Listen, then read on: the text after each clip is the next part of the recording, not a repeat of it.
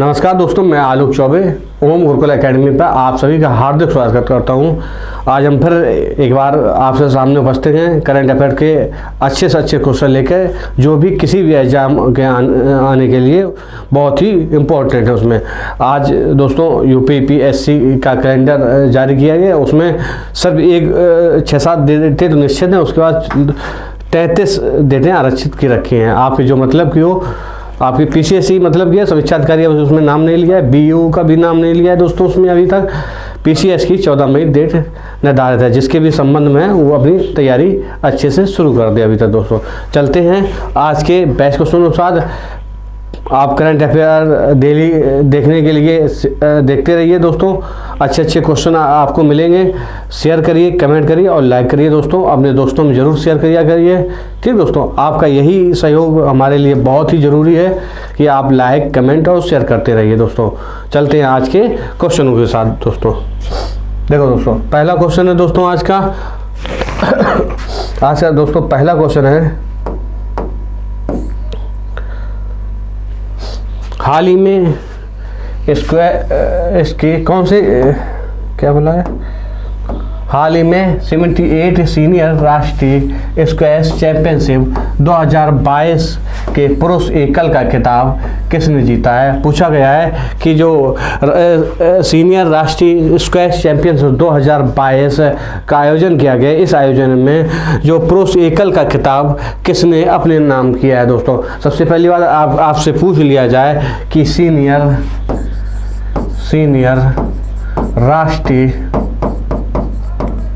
राष्ट्रीय squash championship 2022 का आयोजन कहाँ किया गया दोस्तों। तो कहाँ किया गया ये दोस्तों, इसका आयोजन दोस्तों चेन्नई में किया गया। दोस्तों कहाँ किया गया इसका आयोजन, चेन्नई तमिलनाडु में किया गया। कब किया गया, ये दिसंबर में किया गया था। ठीक दोस्तों, चेन्नई में दिसंबर 2022 में। ठीक, कल नहीं किया गया, नहीं तो आप 1 जनवरी की न्यूज मान लो, ये थोड़ी पुरानी है, 2-4 दिन की, लेकिन अच्छी इंपॉर्टेंट फैक्ट था, आपको पूछा जा सकता है, इसलिए हमने यहाँ पे ये क्वेश्चन रखा है। सीनियर राष्ट्रीय स्क्वैश चैंपियनशिप 2022 का आयोजन चेन्नई दिसंबर 2022 में कहाँ है, चेन्नई तमिलनाडु में। दूसरा इसमें पूछा है कि पुरुष एकल में इसका खिताब किसने जीता दोस्तों, किसमें पुरुष एकल की बात अगर करें दोस्तों, तो पुरुष एकल में अभय कुमार ने जीता। किसने, अभय कुमार ने।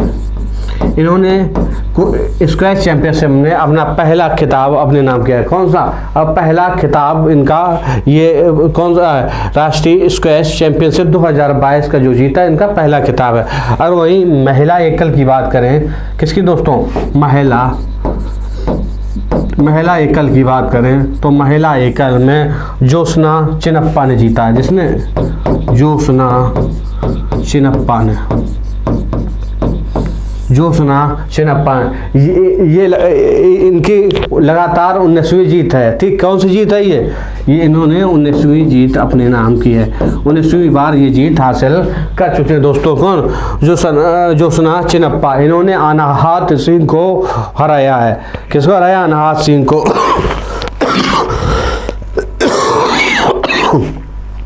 इन्होंने दोस्तों अनाहत सिंह को हराकर ये खिताब अपने नाम किया है। पुरुष एकल में अभय सिंह ने अपने नाम खिताब किया है, महिला एकल में ज्योत्सना चिनप्पा ने अपने नाम खिताब किया है दोस्तों। और सीनियर राष्ट्रीय स्क्वैश चैंपियनशिप का आयोजन कहाँ किया गया, चेन्नई तमिलनाडु में किया गया। तो पूछा गया था पुरुष एकल का खिताब किसने अपने नाम किया, किसने किया, अभय कुमार ने पहली बार ये खिताब अपने नाम किया। ज्योत्सना चिनप्पा ने महिला एकल में ये खिताब अपने नाम किया है। किसमें, महिला एकल में। जितनी जानकारी जरूरी थी दोस्तों इस क्वेश्चन में, सीनियर राष्ट्रीय स्क्वैश चैंपियनशिप 2022 में आपको जानकारी दे दी हमने कि महिला एकल ज्योत्सना चिनप्पा ने जीता, पुरुष एकल अभय कुमार ने जीता, और जो महिला एकल जीता उन्होंने 19वीं बार जीता ये खिताब। किससे, अनाहत सिंह को। इसका आयोजन चेन्नई तमिलनाडु में किया गया। ठीक दोस्तों, आप देखते हैं पहला ऑप्शन दोस्तों इसका क्या है, सौरभ घोषाल। दोस्तों सौरभ घोषाल की बात करें तो इन्होंने राष्ट्रमंडल खेलों में व्यक्तिगत तौर पर कांस्य पदक अपने नाम करने वाले पहले भारतीय थे।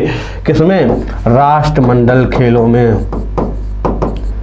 ठीक, कांस्य पदक इन्होंने कांस्य अपने नाम किया और ऐसा करने वाले ये व्यक्तिगत की श्रेणी में पहले भारतीय एथलीट थे। बात करते हैं बीओसी तो देख ही लिया, चाहत अरोड़ा ने फिना स्विमिंग राष्ट्रीय चैंपियनशिप में किसमें दोस्तों इन्होंने जीता है फिना वर्ल्ड स्विमिंग चैंपियनशिप। कौन सी? स्विमिंग।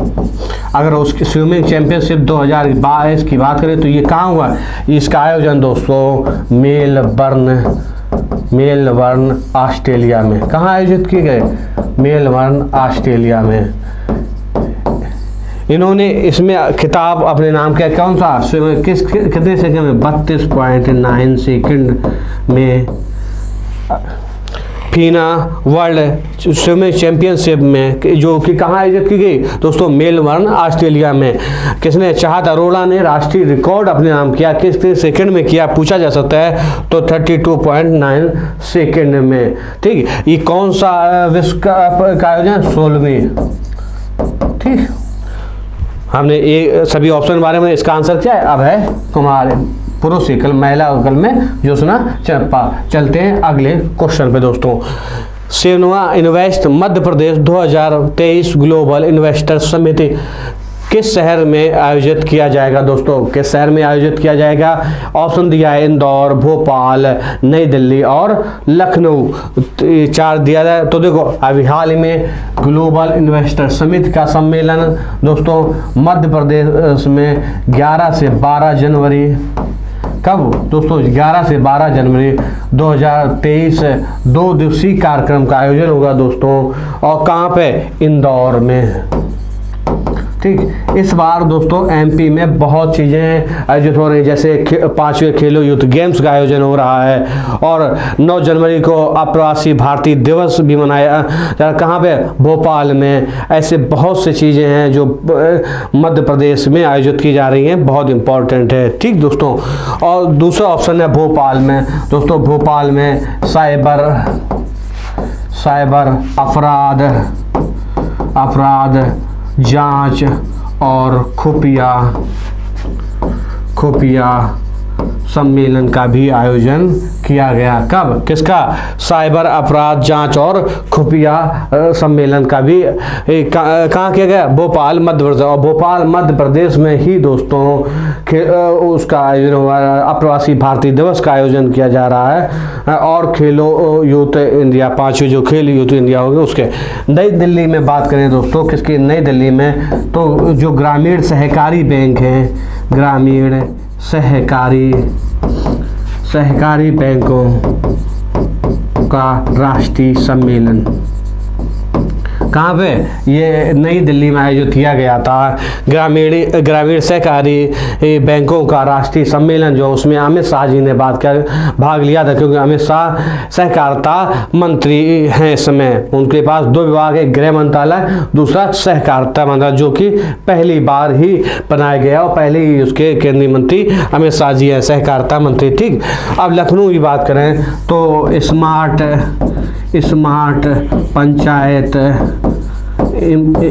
पंचायत पे जो कार्यशाला आयोजित की गई, कहाँ की गई? ये की गई है उत्तर प्रदेश के लखनऊ राजधानी में, मतलब यूपी की जो राजधानी है उसमें स्मार्ट पंचायत के ऊपर एक कार्यशाला आयोजित की गई। कहाँ पर? लखनऊ में। तो इसका आंसर क्या हो जाएगा? पूछा क्या है कि 7वें इन्वेस्टर ये भी पूछा जा सकता है कि कौन से क्रम का इन्वेस्टर है, तो कौन से क्रम है? 7वें क्रम का इन्वेस्टर। कब होगा? 11 से 12 जनवरी 2023। कहाँ? इंदौर मध्य प्रदेश में। ठीक, तीसरा क्वेश्चन, अमेरिकी फर्नीचर कंपनी पॉटीबॉर्न ने किस भारतीय अभिनेत्री को अपना ब्रांड एम्बेसडर नियुक्त किया? दोस्तों अभी हाल ही में दीपिका पादुकोण को इन्होंने अपना ब्रांड एम्बेसडर नियुक्त किया दोस्तों। B option Sonakshi Sinha, C option Anushka Sharma और आलिया भट्ट। बहुत ही इंपॉर्टेंट है। आप बताइए सोनाक्षी सिन्हा, अनुष्का शर्मा और आलिया भट्ट अभी हाल ही में चर्चित थी, खासकर ये दो लोग। तो अभी इसी हफ्ते चर्चा थी। किस लिए चर्चा थी आप लोग अगर किसी को भी पता हो तो कमेंट बॉक्स में लिखें दोस्तों। सोनाक्षी सिन्हा को अभी हाल ही में पेटा इंडिया ने, जो कि जीव जंतु संरक्षण के लिए कार्य करती है दोस्तों, हैं, उस पेटा इंडिया ने इन्हें ऑफ द ईयर घोषित किया है। क्या घोषित किया है इन्हें? क्या है दोस्तों? पेटा इंडिया ने दोस्तों, किसने? पेटा इंडिया ने इन्हें person of the year, person of the year घोषित किया। ठीक, बात करें जो दोस्तों हमने क्या बताया कि पेटा जो जीव जंतुओं के संरक्षण के लिए कार्य करती है, उन्होंने जो इंडिया की शाखा है पेटा इंडिया ने किसे? सोनाक्षी सिन्हा को पर्सन ऑफ द ईयर घोषित किया है दोस्तों। और अनुष्का शर्मा को भी प्यूमा इंडिया ने अपना ब्रांड एम्बेसडर बनाया है। किसमें? प्यूमा ने अपना इन्हें ब्रांड एम्बेसडर घोषित किया है। किसने? प्यूमा इंडिया ने। प्यूमा इंडिया एक कंपनी है, उसने इनसे क्या घोषित किया है? ब्रांड एम्बेसडर अपना घोषित किया है। बात करते हैं आलिया भट्ट के। आलिया भट्ट को स्मिथ पाटिल मेमोरियल सम्मान से सम्मानित किया गया है। किस सम्मान से? स्मिता पाटिल मेमोरियल सम्मान से सम्मानित किया गया है दोस्तों। इसका आंसर क्या हो गया? इसका आंसर हो गया ए। किसके हैं? अमेरिकी कंपनी है, फर्नीचर कंपनी है पॉटरी बोर्ड ने अपना ब्रांड एम्बेसडर किसे नियुक्त किया दोस्तों? दीपिका पादुकोण को। ठीक, दीपिका पादुकोण इनकी कई पिक्चरें ऐसी है जो विवादास्पद रही हैं, इनकी ज़्यादा चर्चा में रहती हैं दोस्तों। ठीक, दीपिका पादुकोण इस चीज का आंसर हो जाएगा दोस्तों। चलते हैं नेक्स्ट क्वेश्चन। देखो दोस्तों, ये क्वेश्चन है अमेरिका के राष्ट्रपति जो बाइडेन ने किस भारतीय मूल के व्यक्ति को प्रेसिडेंशियल लाइफ टाइम अचीवमेंट पुरस्कार से सम्मानित किया गया? ऑप्शन किस? वावीलाला, रश्मि साहू, अजय पीरामल और राघव चड्ढा। देखो दोस्तों, अभी हाल ही में प्रेसिडेंशियल लाइफ टाइम अचीवमेंट जिसे शॉर्ट फॉर्म में PLA मतलब presidential life time achievement award किसने सम्मानित किया दोस्तों? ये अमेरिका के राष्ट्रपति जो बाइडेन ने सम्मानित किया। किसे किया? किसड़ा वावीलाला को। ये ऑप्शन हो जाएगा। अब बात करते हैं रश्मि साहू को। रश्मि साहू को अभी हाल ही में एक सम्मान से कब? टाइम्स बिजनेस अवार्ड कल 2022 से इनको किस लिए सम्मानित किया? इनको उड़ीसा क्षेत्र में, ये युवा उद्यमी हैं उड़ीसा के, इनको उड़ीसा क्षेत्र में खाद्य प्रसंस्करण और महिला रोजगार पर अच्छा कार्य करने के लिए इसे कौन सा? टाइम्स बिजनेस अवार्ड 2022 से नवाजा गया। ठीक, अब बात करें अजय पीरामल को। और अजय पीरामल को भारत और UK के भी संबंधों में जो अच्छा कार्य इन्होंने किया, इसलिए इनको कौन सा? Order of the British Empire, कौन सा? Order of the British Empire पुरस्कार से नवाजा। Order of the British Empire. ठीक, नवाजा है। किसके लिए इन्हें दिया गया है? इन्हें भारत और UK के संबंधों को अच्छा करने के लिए दिया गया है अजय पीरामल। राघव चड्ढा को जो आम आदमी पार्टी के राज्यसभा के सदस्य हैं, आम आदमी पार्टी से राज्यसभा के सांसद हैं, इनको यंग ग्लोबल लीडर का किसमें? यंग ग्लोबल लीडर का पुरस्कार मिला। किसे? यंग ग्लोबल लीडर के। ये आम आदमी पार्टी से दोस्तों वो पंजाब से राज्यसभा सदस्य बनाए गए हैं। ठीक दोस्तों, आंसर क्या हो गया? किसरा? चलते हैं नेक्स्ट क्वेश्चन में। देखो बहुत ही इंपॉर्टेंट क्वेश्चन है ये दोस्तों। नोट कर लेना जहां भी आप कर रहे हो। क्या है, हाल ही में आरटीआई जवाबदेही में सबसे खराब प्रदर्शन करने वाले राज्यों में कौन सा है? देखो अभी हाल ही में एक रिपोर्ट सार्वजनिक हुई है दोस्तों। उस रिपोर्ट के माध्यम से जो आरटीआई के माध्यम से हम लोग अपने जवाब मांगते हैं सरकार के या सूचना आयोग के जरिए, जैसे किसी भी राज्य में राज्य सूचना आयोग उसके काम को देखता है दोस्तों, उसमें सबसे अच्छा प्रदर्शन करने वाला, सबसे न्यूनतम प्रदर्शन करने वाली की रिपोर्ट जाहिर की है। उसमें बताया गया है कि दोस्तों देखो ये रिपोर्ट किस अधिनियम से मानते हैं? जन सूचना अधिनियम 2005 के हिसाब से। इसमें कोई भी सूचना मांगने में 30 दिन के भीतर सूचना देनी पड़ती है। लेकिन अगर सूचना में स्वतंत्रता, जीवन के अधिकार की बात हो कि कोई भी किसी के पास जीवन के दिक्कत हो, प्रॉब्लम हो, मतलब जीने की, उस आधार पर अगर मांगी जाए कि इसे बहुत जरूरी है, इसके जीवन खतरे में, उस हिसाब से अगर उस जानकारी मांगता है तो 48 घंटे मतलब 2 दिन के भीतर वो सूचना देनी पड़ती है जन सूचना आयोग को, जो राज्य का होता है या जिससे भी मांगी जाती है उस विभाग को दोस्तों है। अब बात करते हैं कि सबसे फिसड्डी कौन, पूछा क्या गया है कि खराब प्रदर्शन करने वालों को शीर्ष कौन। तो सबसे खराब प्रदर्शन किसने किया? तमिलनाडु सरकार, तमिलनाडु के जो सूचना आयोग है उसने किया। तमिलनाडु राज्य के कितने परसेंट, देखो जितने भी यहाँ पे आरटीआई दायर हुई है दोस्तों, उसमें सिर्फ ये 14% ही मामलों में जवाब दे पाया है, मतलब उसके आंसर उपलब्ध करा पाए हैं। किसके, और ये किस लिए जारी करता है? जिससे लोगों को जानकारी बढ़े और सरकार की जवाबदेही तय करने के लिए थी, दोनों चीज़ें अच्छी रहें। सरकार जवाबदेही तय हो सके सरकार की, जब हम लोग सूचना मांगे तभी सरकार की जवाबदेही तय होगी। इसलिए ये जो आरटीआई थी 2005 अधिनियम के द्वारा लाई गई थी। ठीक, तमिलनाडु में 14% अगर मांगे हैं जवाब 100 लोगों ने, तो सिर्फ 14 लोगों को ही इन्होंने। उसके बाद इसके बाद इन्होंने बात करते हैं तो महाराष्ट्र,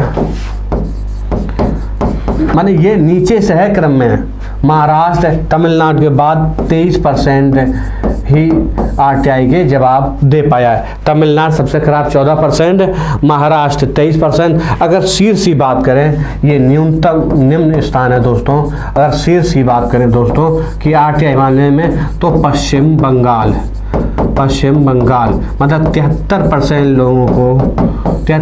लोगों को आरटीआई के माध्यम से जवाब प्राप्त होते। कहाँ पर? पश्चिम बंगाल के बाद राजस्थान में लगभग 68% लोगों को आरटीआई के जरिए आरटीआई अगर जाया जाता है तो 100 में 68 लोगों को जवाब मिल जाते हैं। मतलब बहाना नहीं बनाता है, वहाँ का जो भी मांगी जाती है कम बनाता है। तो आंसर क्या हो गया? डी ऑप्शन, तमिलनाडु कितने 14% के बाद न्यूनतम स्थान पर है आरटीआई में। ठीक, बहुत ही इंपॉर्टेंट क्वेश्चन है दोस्तों, इसे नोट जरूर कर लेना। चलते हैं अगले क्वेश्चन। हाल ही में फिडे विश्व ब्लिट्ज शतरंज चैंपियनशिप में महिला वर्ग में रजत पदक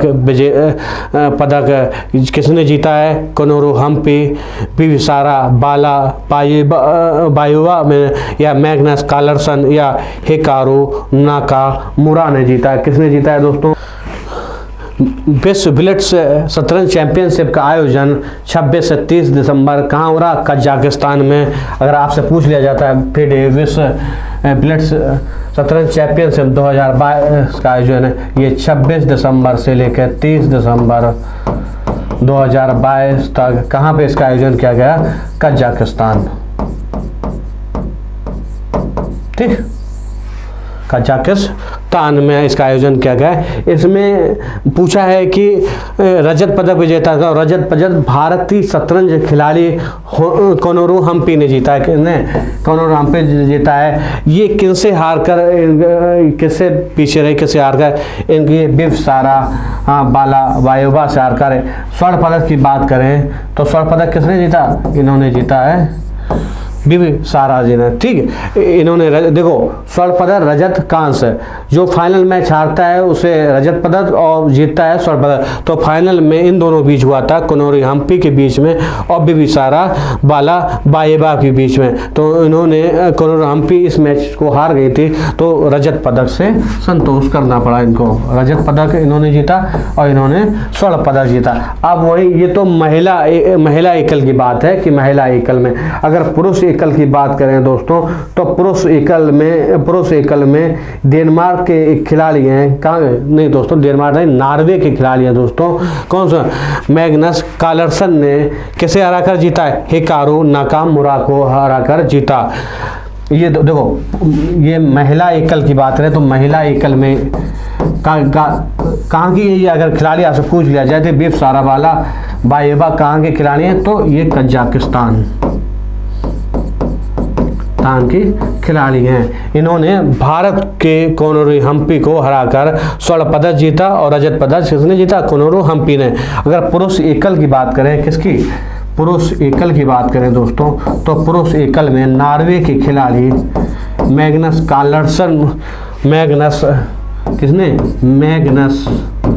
कार्लसन ने स्वर्ण पदक अपने नाम किया और किसे हराकर किया? ये है हिकारू नाकामुरा के। ये कहाँ के खिलाड़ी हैं? ये हैं नॉर्वे के, ये कजाकिस्तान के और ये भारत की खिलाड़ी हैं। तो पूछा क्या है? रजत पदक भी जीता, जिसमें महिला वर्ग में पूछा है तो कोनोरू हम्पी ने जीता। ठीक, इन्होंने स्वर्ण पदक जीता महिला एकल में, इन्होंने पुरुष एकल में स्वर्ण पदक जीता, ये नॉर्वे के हैं, और इन्होंने रजत पदक जीता पुरुष एकल में हिकारू नाकामुरा ने दोस्तों। अब चलते हैं नेक्स्ट क्वेश्चन पे दोस्तों। हाल ही में किसने भारत सरकार का आधिकारिक कैलेंडर जारी किया है? अनुराग सिंह ठाकुर ने, एन चंद्रशेखरन ने और अजीत सक्सेना ने, या सुंदरमन राम मूर्ति ने दोस्तों। जो कैलेंडर है 2022 का वो जारी अनुराग ठाकुर ने किया, जो केंद्रीय मंत्री अनुराग ठाकुर ने, नया वर्ष नया संकल्प थीम के साथ। इस वर्ष 12 महीनों में 12 थीमें अलग अलग दी हैं, लेकिन हमें सभी एक जो ऑल ओवर थीम है नया वर्ष नए संकल्प के साथ है, यही थीम हमें याद रखनी है। वैसे जनवरी में तो कर्तव्य पथ है, और फरवरी की किसान कल्याण है, और मार्च की नारी शक्ति का सम्मान करना है। ऐसी हर महीने के अलग अलग थीम है दोस्तों। ठीक दोस्तों, जैसे अप्रैल की शिक्षित युवा है, ठीक, क्या है? जनवरी कर्तव्य पथ है, फरवरी किसान कल्याण, और नारी को सम्मान है, मार्च थी। ऐसी अलग अलग मंथली की इसकी कैलेंडर के अलग अलग थीमें हैं, लेकिन हमें ऑल ओवर ही याद करनी है। किसने जारी किया? ये क्या? अनुराग ठाकुर केंद्रीय मंत्री ने। और किस थीम का आता है? नया वर्ष नए संकल्प के साथ क्या? 2023 का कैलेंडर। ठीक, आंसर क्या हो जाएगा? A option. अब बात करते हैं एन चंद्रशेखरन या अजीत सक्सेना या सुंदरम राम मूर्ति की बात करते हैं दोस्तों। तो क्या बात करते हैं? देखो, एन चंद्रशेखरन को महाराष्ट्र सरकार ने, किसने? महाराष्ट्र सरकार ने दोस्तों अभी हाल ही में इन्हें आर्थिक सलाहकार का प्रमुख नियुक्त किया है। जो महाराष्ट्र में है, जो उसमें आर्थिक विभाग है, आर्थिक सलाहकार के प्रमुख के रूप में इन्हें नियुक्त किया है। किसने? आर्थिक सलाहकार के प्रमुख के तौर पर ये महाराष्ट्र सरकार के आर्थिक सलाहकार नियुक्त किए गए। बात करते हैं अजीत सक्सेना। मोयल एक कंपनी है, उसमें दोस्तों ये सह प्रबंधक निदेशक या कार्यकारी अधिकारी के तौर पे इन्हें नियुक्त किया गया है। जैसे अजीत सक्सेना ने मोयल MOIL एक कंपनी है, इसमें इनको सह प्रबंधक या कार्यकारी अधिकारी तौर पर इन्हें नियुक्त किया गया है। किसे? अजीत सक्सेना। अभी ये करंट के ये अभी लेटेस्ट में सुंदरम राममूर्ति जो बॉम्बे स्टॉक एक्सचेंज है दोस्तों, उसके ये नए CMD या MD कुछ के लिए इन्हें नियुक्त किया गया। कहाँ पे? बॉम्बे स्टॉक एक्सचेंज का। ठीक, CMD किसे? सुंदरम राम मूर्ति नियुक्त किया गया। तो अभी भारत सरकार का आधिकारिक कैलेंडर जो 2023 है, किसने जारी किया, लॉन्च किया? अनुराग ठाकुर ने। नए वर्ष नए संकल्प थीम के साथ। वैसे कि प्रत्येक महीने की अलग अलग थीम है। जनवरी की कर्तव्य पथ, फरवरी की किसान कल्याण, मार्च की शिक्षा, नारी को सम्मान। हाँ, उसके बाद अलग अलग हैं, लेकिन उसमें हमें नहीं जाना। सिर्फ इतना याद रखो कि वार्षिक जो थीम है नया वर्ष नए संकल्प। ठीक दोस्तों, एन चंद्रशेखर, महाराष्ट्र का आर्थिक सलाहकार अजीत सक्सेना, ये मॉयल कंपनी के प्रबंध निदेशक, और सुंदर राममूर्ति को ये बॉम्बे स्टॉक एक्सचेंज का नया CMD नियुक्त किया गया है। चलते हैं नेक्स्ट क्वेश्चन पे दोस्तों। हाल ही में केंद्रीय सड़क परिवहन और राजमार्ग मंत्री नितिन गडकरी ने कहां पर ज्वारी पुल का उद्घाटन किया? देखो अभी हाल में ज्वारी पुल का उद्घाटन दोस्तों किस नदी पे किया गया है? ये किया गया है ज्वारी नदी पे। कहां पे किया गया? ज्वारी नदी पर। ये स्टे केबल के मामले में ये दूसरा सबसे बड़ा पुल है। ठीक दोस्तों, और इसकी बात करें, ये पुल दोस्तों उत्तरी गोवा से लेकर दक्षिणी गोवा को जोड़ता है। ठीक दोस्तों, उत्तरी गोवा को, और कहाँ पर किया गया? गोवा में। इसकी लंबाई की बात करें कितने किलोमीटर है दोस्तों इसकी लंबाई? तो इसकी लंबाई ये मुंबई में था सबसे पहला बांद्रा वर्ली सीलिंग करता जो पहला पुल था, इससे बड़ा था दूसरा। उसके बाद इसकी लंबाई है 13.20 किलोमीटर। पूछा जा सकता है भाई हाल ही में एक ये पूछा कि कौन सा क्रम से है, तो ये दूसरे क्रम से है, और इसे केबल स्टे के मामले में बात करेंगे। ठीक, वैसे तो पुल बहुत बड़े हैं। ये 13.2 किलोमीटर कहाँ पे? ज्वारी नदी में, गोवा में उत्तर और दक्षिण के बीच ये पुल का बीच जोड़ता है। ठीक दोस्तों, और इसके लागत खर्च पूछा है तो 2520 करोड़ के आसपास इसकी लागत खर्च। इसका आंसर क्या है? गोवा दोस्तों। चलते हैं नेक्स्ट क्वेश्चन पे। हाल ही में वैश्विक परिवार दिवस कब मनाया गया दोस्तों? 27 दिसंबर, 15 सितंबर, 21 सितंबर और 1 जनवरी में। दोस्तों अभी हाल ही में 1 जनवरी को वैश्विक परिवार दिवस के तौर पर हम लोगों ने मनाया है। ठीक दोस्तों, बात करते हैं वैश्विक परिवार दिवस के थीम की बात करें। अगर इसकी थीम देख लें तो इसकी थीम है दोस्तों फैमिलीज टुगेदर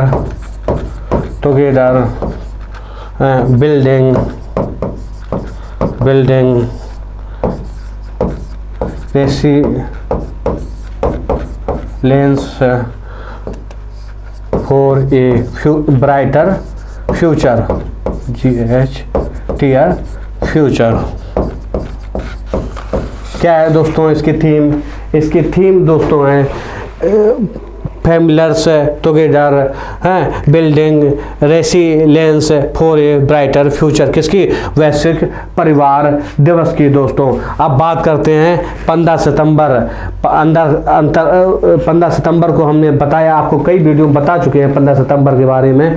15 सितंबर को अंतर्राष्ट्रीय लोकतंत्र दिवस है। कौन सा?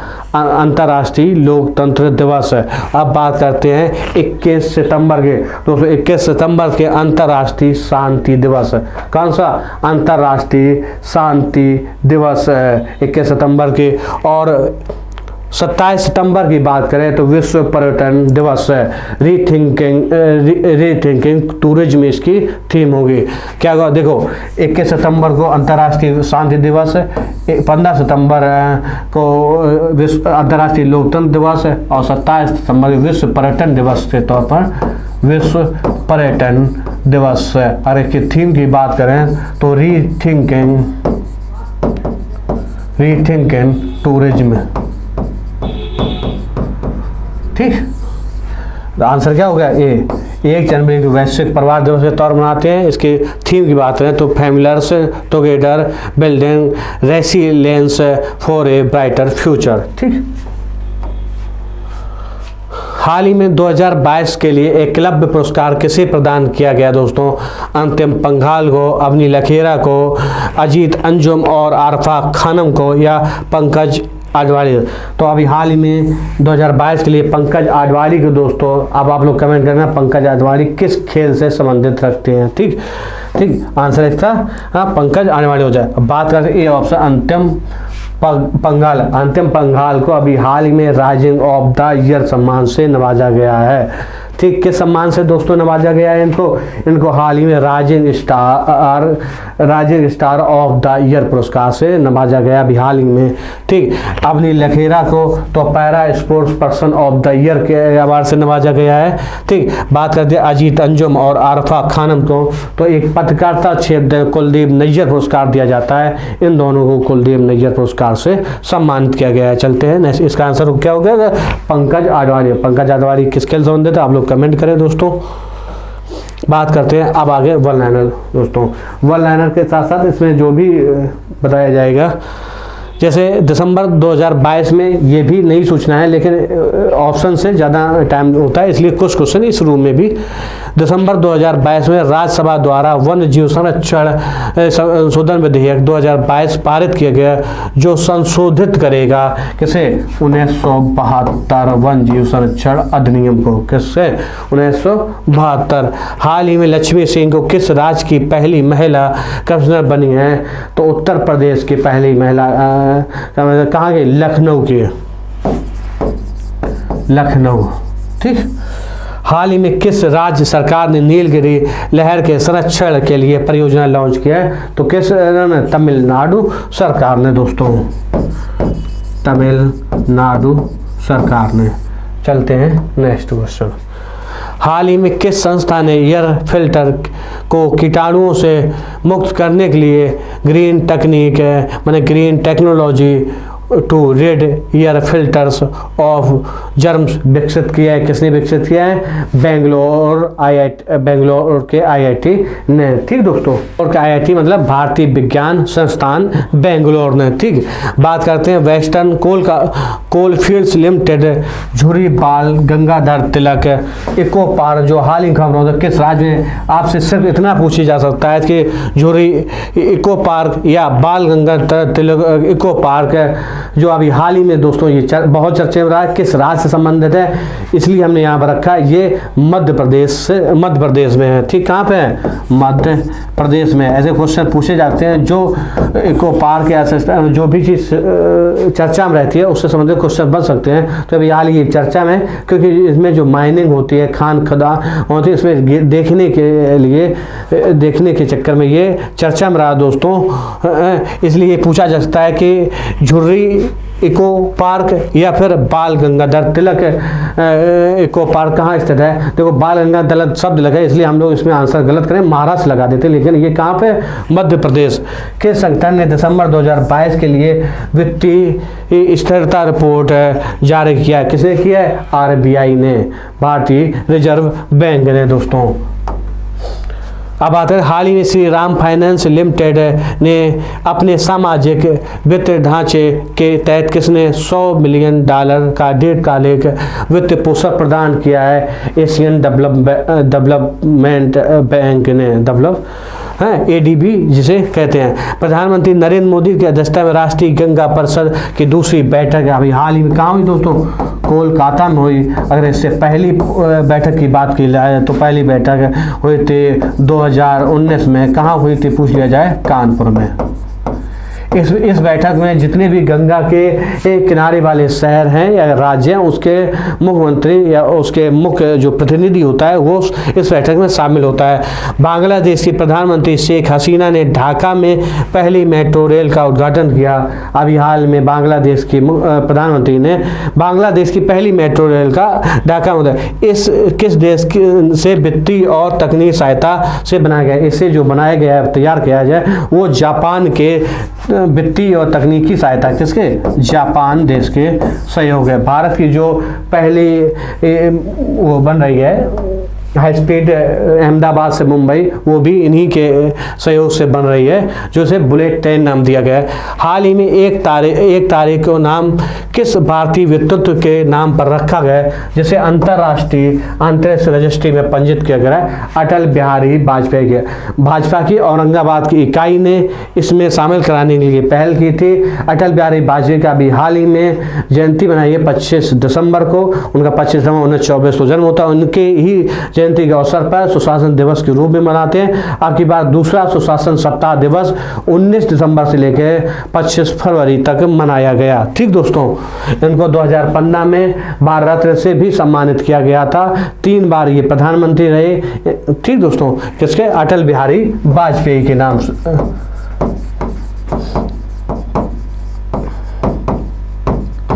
दूसरा, हाल ही में पहला गौरी अम्मा पुरस्कार प्रदान किया। गौरी अम्मा मतलब गौरी लंकेश संबंध है, जिनकी गोली मारकर हत्या कर दी गई दोस्तों, उन्हीं के ऊपर ये पुरस्कार दिया जाता है। किसे दिया गया है? डॉक्टर एलिडा गवेरा को। किसे? डॉक्टर एलिडा गवेरा को। भारत में पहली अंडर वाटर मेट्रो सेवा ईस्ट वेस्ट मेट्रो कॉरिडोर परियोजना कब तक पूरा होने की उम्मीद है? दोस्तों, ये दिसंबर 2023 तक, लास्ट दिसंबर 2023 तक पूरी होने की उम्मीद है। अगर बात करें मेट्रो की, विश्व में मेट्रो पहले 1863 ईस्वी में लंदन में आई, लेकिन भारत की बात करें तो मेट्रो पहली बार कोलकाता में ही चालू हुई। कब? 1984 में। अगर परिचालन के क्षेत्र में सबसे बड़ी मेट्रो का अगर पूछ लिया जाए कि बताइए भारत में वर्तमान में परिचालन के क्षेत्र में सबसे बड़ी मेट्रो, तो नई दिल्ली मेट्रो का नाम आएगा। 390 किलोमीटर के आसपास वो परिचालन होती है दोस्तों। अगर सबसे छोटी परिचालन के बारे में पूछा जाए तो 6 किलोमीटर मात्र होती है। कहाँ पे? अहमदाबाद में। ठीक। अब कानपुर की कितने किलोमीटर? इस समय 9 किलोमीटर का ही परिचालन कर रही है कानपुर मेट्रो। तो शायद की बात, क्वेश्चन भी खत्म हो गए दोस्तों आज के लिए। इसमें क्या हो गया? दिसंबर 2023 पहली बार भारत में, 1984 में कोलकाता में, सबसे बड़ी परिचालन में नई दिल्ली 390 के आसपास किलोमीटर है, और सबसे छोटी अहमदाबाद 6 किलोमीटर। ठीक। करंट अफेयर के आज के क्वेश्चन के साथ हम लोग यही समाप्त करते हैं दोस्तों। जितने भी अच्छे क्वेश्चन आप सबके बन सकते हैं उतने हमने आपको करा दी। आप फिर कल मिलेंगे नए क्वेश्चनों के साथ, आपके नए एनालिसिस के साथ। आप पढ़ते रहिए, खुश रहिए, और सर्दी में स्वास्थ्य का अपना विशेष ख्याल रखना दोस्तों। ठीक। देखिए, लाइक कीजिए, शेयर कीजिए और कमेंट करिए। धन्यवाद। नमस्कार दोस्तों।